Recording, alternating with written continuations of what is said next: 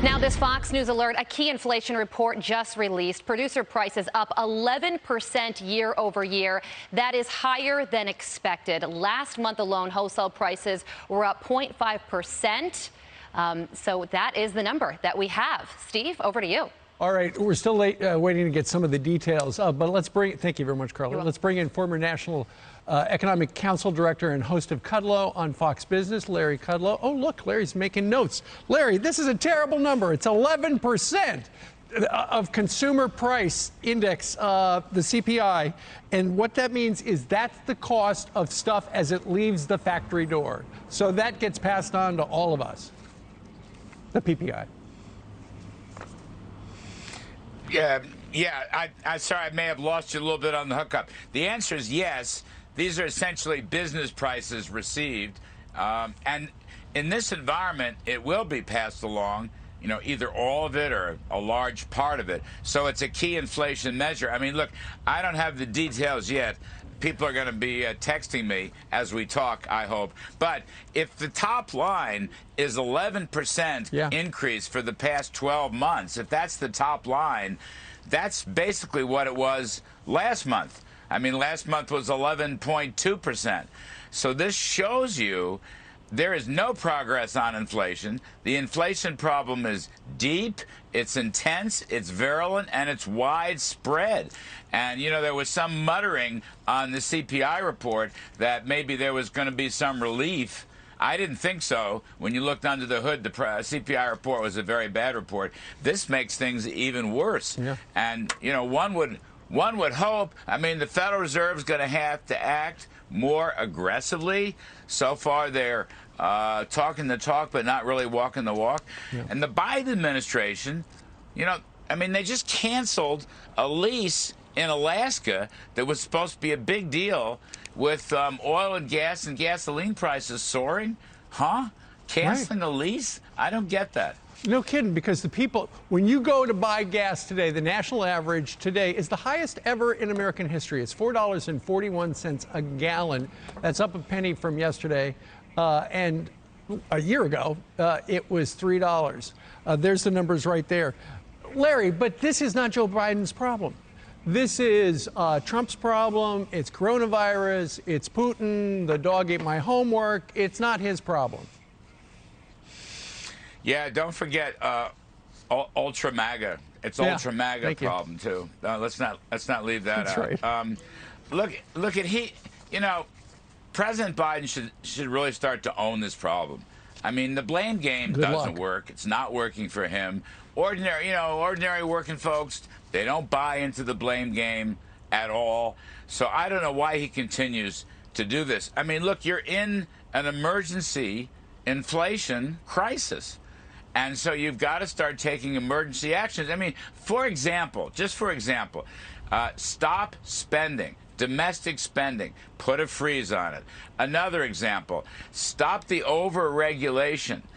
Provide some relief, not just in the energy area, but provide some relief in transportation. Provide some regulatory relief in terms of unloading the docks on the West Coast. Provide some regulatory relief on things like the cost of government construction contracts or the cost of shipping inside the U.S. These are things that the administration could do that would relieve pressures on this inflation. But we're kind of stuck with it. I mean, look, this is going to be a multi-year problem. And, of course, my great fear is when you have high inflation like this, it will not end well. I mean, the stock market is in a bad slump right now. What's that telling us? I think the stock market is beginning to discount recession. So we got big, tough issues here. Well, the stock market, the Dow futures corner in your corner right now is down about 170. It's been fluctuating between 150 and 200. So there's going to be a sell-off at the beginning because wholesale prices are up 11%. Larry, I got to ask you about something. This is a big story. I know a lot of people are mystified by cryptocurrencies. But the big one here in this country, Coinbase, which has 98 million verified users, they issued a warning that if you owned crypto with them, there is a possibility the money could go away if they go bankrupt. And their CEO yesterday said your funds are safe at Coinbase, as they always have been.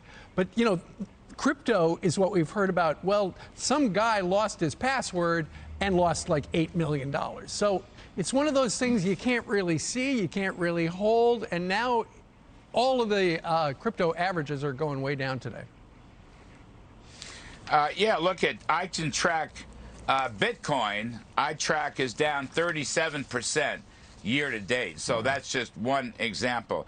I don't have Coinbase, but look, I mean, it's like any investment. An investment in an asset, you have to go in with your eyes open. You have to understand you're buying a highly risky asset, and you've got upside potential, but you've got major downside risk. And I don't know this Coinbase story backwards and forwards, but it sure reads this morning like you got major downside risk. And it's no different than owning a stock, you know, a risky stock. I mean, you've got to look at Bitcoin's down 37%.